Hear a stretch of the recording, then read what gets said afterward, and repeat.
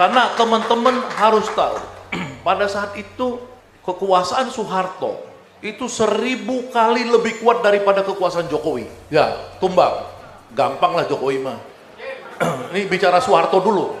Di Solo dan di Jawa Tengah semua gedung-gedung dicat kuning, kuningisasi. Dan semua orang tidak ada yang berani kecuali namanya Mudrik Sangido. Saya saksi sejarah. Berani menurut Mas Mudrik adalah kunci. Tapi yang kedua, kita penting reclaiming, mengklaim sejarah. Sejarah itu tidak boleh diklaim orang lain sehingga kita dituduh sebagai teroris, radikal-radikal, politik identitas, dan lain-lain. Narasi-narasi itu hanya bisa kita lawan kalau kita tunjukkan fakta-fakta seperti sekarang bahwa yang berjuang untuk bangsa Indonesia ini sejak tahun-tahun 1600 ketika Portugis datang dan kemudian Jan Pieter Soenkun datang ke Indonesia menjajah, hanya orang-orang yang meneriakkan Allahu Akbar.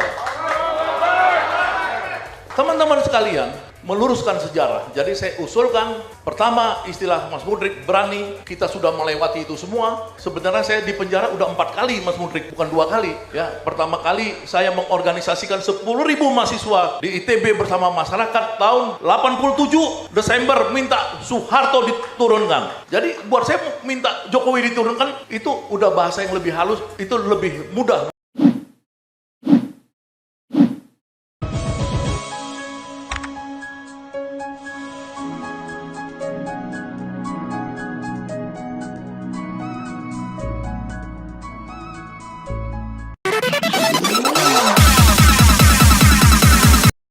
Bismillahirrahmanirrahim. Assalamualaikum warahmatullahi wabarakatuh.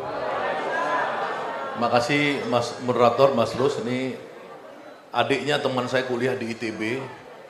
Jadi saya tahu sejarah saya ketika menjadi mahasiswa. Ini termasuk adiknya juga. Jadi 2 adiknya ini teman saya aktivis di ITB dulu. Yang saya muliakan Pak Mudrik Sangido, panjang umur selalu, semoga Allah memberi kesehatan selalu buat Mas Mudrik. Pada Pak Amin juga sehat selalu, Pak Amin Rais. Di antara kita semua yang hadir di sini, satu-satunya arsitek revolusi cuman Pak Amin. Yang lain pernah mendesain, tapi tidak pernah menjadi arsitek revolusi. Kalau kita lihat sejarah 98, maka seluruh Google akan mengeluarkan nama siapa pimpinan reformasi dan revolusi 98, itu Pak Amin Rais. Teman-teman para pembicara lainnya dan pembicara teman-teman yang aktivis yang datang bersama kita di sini, Pak Andi Kurniawan, Pak Muslim Arbi, teman-teman lain dari Jawa Barat, Pak Sapri Soplian dan lain-lain. Ini semua saya sangat menghormati karena datang ke forum ini, seperti kata Pak Mudrik tadi, satu-satunya kunci daripada kemenangan itu adalah keberanian.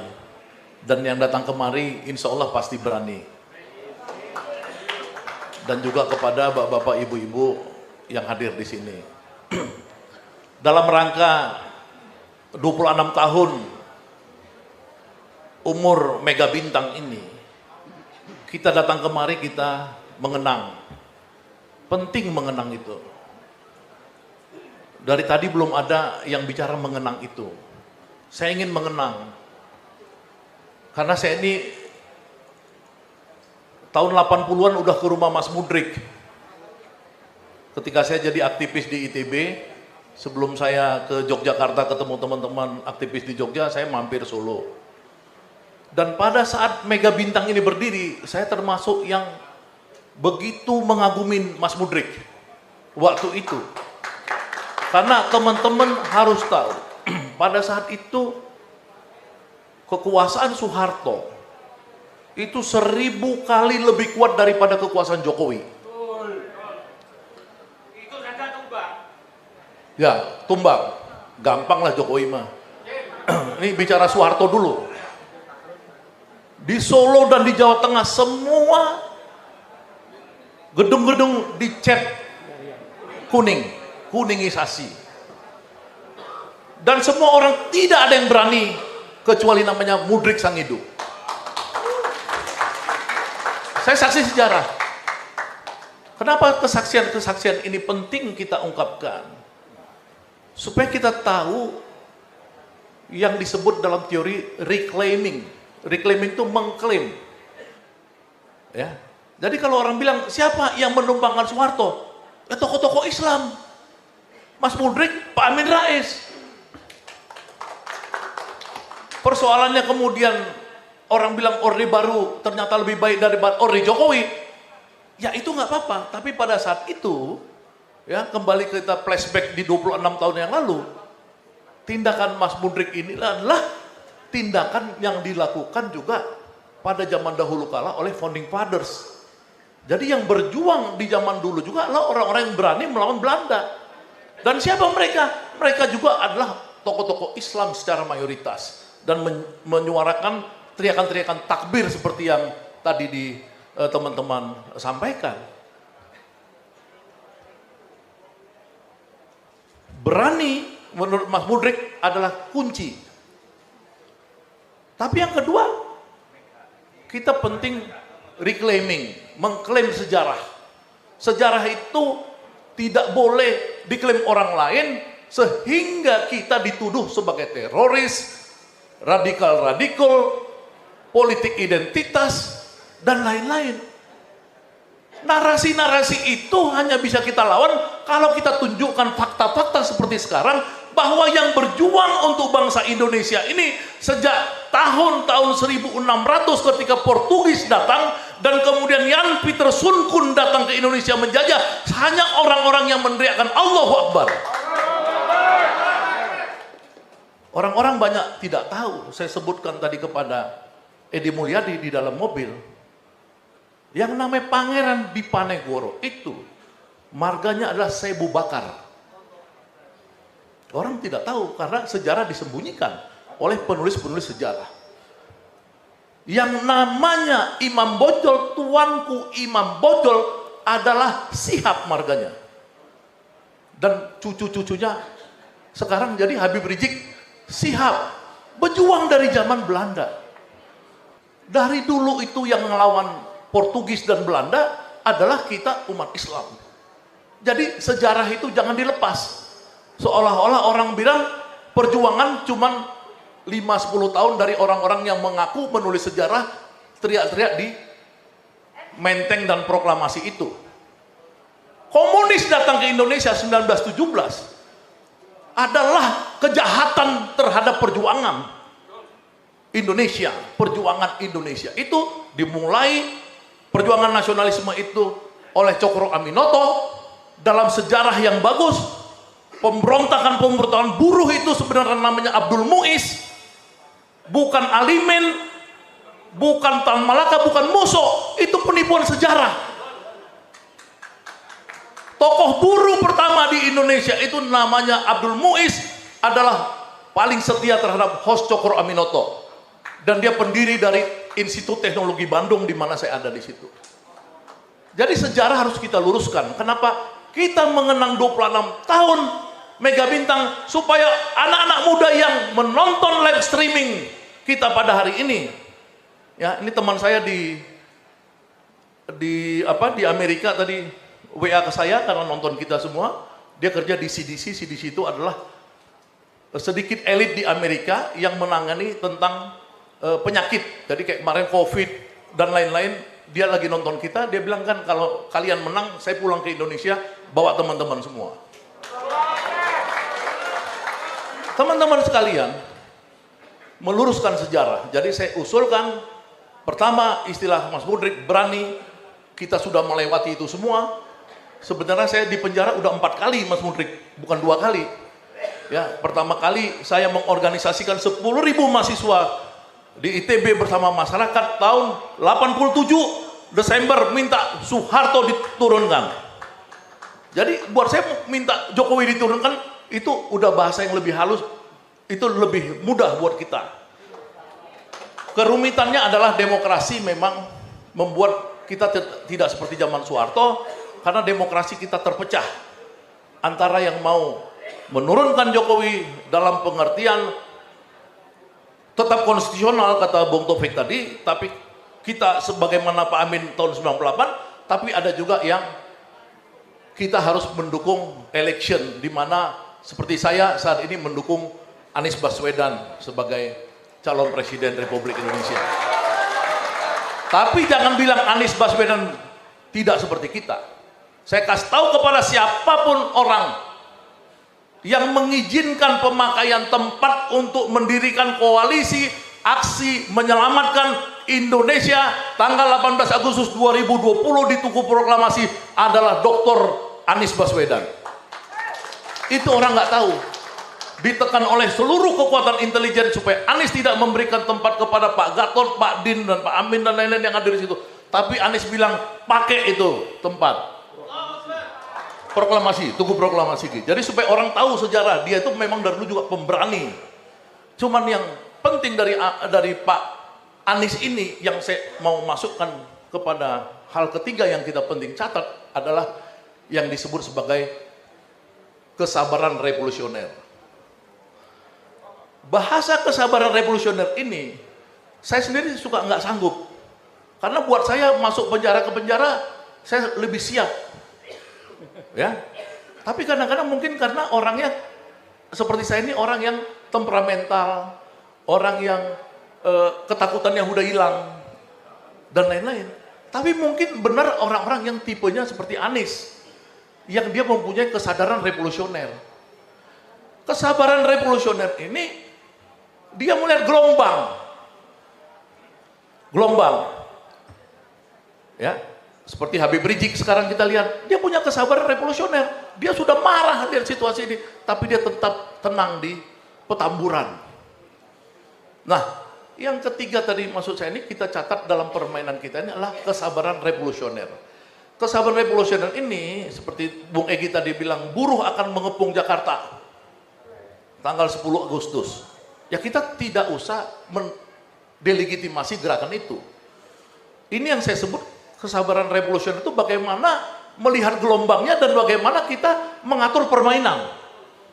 Jadi apa yang kita hebohkan di dalam forum ini tentang people power harus diorganisasikan dalam langkah-langkah yang tidak boleh diketahui oleh intelijennya Jokowi, bukan intelijennya kita. Kalau intelijen yang pro kita nggak apa-apa, tapi intelijen pro Jokowi kan bahaya.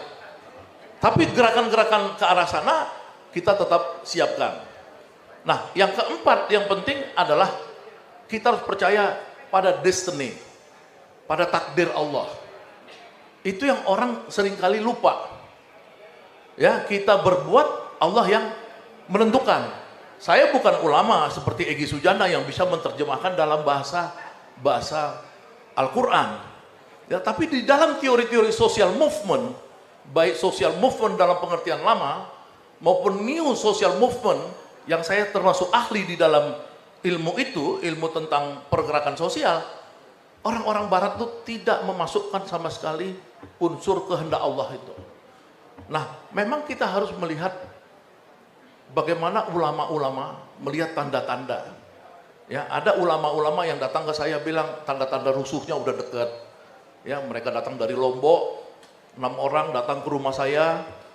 Ya kan, Tuan Guru datang bersama teman saya Katibul Umam Wirano, dia sekarang di Naksabandia, datang ke rumah saya. Mereka mengatakan dapat petunjuk dari Allah bahwa ada akan potensi pecah belah bangsa yang sangat besar.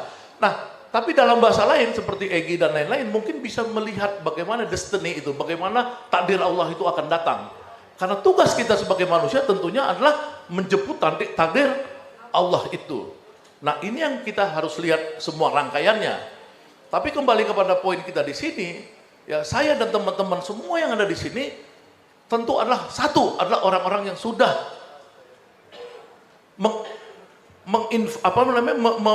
merelakan, mewakafkan diri kita pada perjuangan.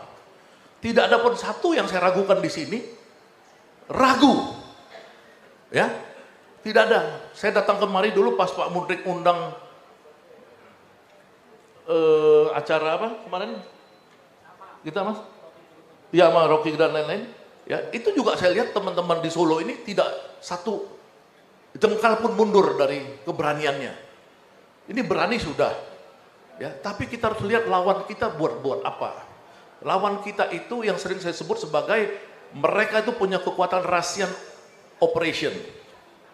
Russian operation ini adalah kemampuan cuci otak propaganda yang dilatih di Rusia. Dapat lipat laporan kepada saya. Jadi orang-orang itu dilatih di Rusia ya untuk cuci otak melalui propaganda media, buzzer, influencer apa segala supaya kelihatan setiap ada kesalahan Jokowi tetap Jokowi sebagai penyelamat. Ya lihat misalkan di mana-mana gelombang jalan rusak di Lampung, di Jambi, di Medan, di Semarang apa jalan-jalan rusak. Jokowi dengan santainya naik apa? Naik mobil presiden dan dia akhirnya dianggap sebagai apa? Sebagai pahlawan. Padahal dialah otaknya karena dia presidennya. Kerusakan-kerusakan apapun. 349 triliun uang negara dikorup di skandal paling besar. Saya kasih tahu Pak Amin waktu kita menggulingkan Gus Dur, quote and quote menggulingkannya, itu berapa korupsi Gus Dur di Bulog Gate? 30 M.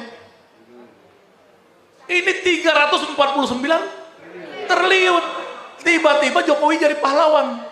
Karena orang-orang Russian operation bekerja melalui cuci otak di media sosial bahwa Jokowi telah memerintahkan Mahfud MD untuk membongkar. Bongkar apa? Bongkar diri kamu sendiri dong membongkar. Karena sama seperti Gus Dur, ya, Habibie, kasus Bank Bali dan lain-lain itu juga tumbang karena dia dianggap penanggung jawab. Dalam teori leadership, Jokowi tidak boleh mengatakan bahwa dia di luar itu, dia bagian daripada itu, orang dia pemimpinnya. Pembuatnya. Nah terakhir teman-teman sekalian, dalam konteks kekinian, saya ingin kita melihat pikirannya Denny Indrayana. Pikiran Denny Indrayana itu tentang pemakjulan sudah mewakili dua pikiran dari profesor ahli hukum tata negara. Ya. Satu Denny, yang kedua Jimli Asidik. Jimli Asidik memang agak beda dengan Denny. Jimli Asidik bilang Jokowi bisa dimakjulkan melalui kasusnya PK Muldoko. Tapi Denny Indrayana lebih luas lagi, bukan hanya PK Muldoko, tapi cawe-cawe Jokowi. Nah saya tadi bilang kepada Bung Taufik agar ada konferensi ahli-ahli hukum untuk menyatakan bahwa Jokowi itu sudah pantas dimakjulkan. Waktunya Bang. Ya, dengan itu maka kemudian bisa kita sebagai orang-orang pengorganisasian bisa mengorganisasikan langkah-langkah people power tersebut. Terima kasih. Wassalamualaikum warahmatullahi wabarakatuh. Waalaikumsalam warahmatullahi wabarakatuh. Terima kasih Bang Sakanda.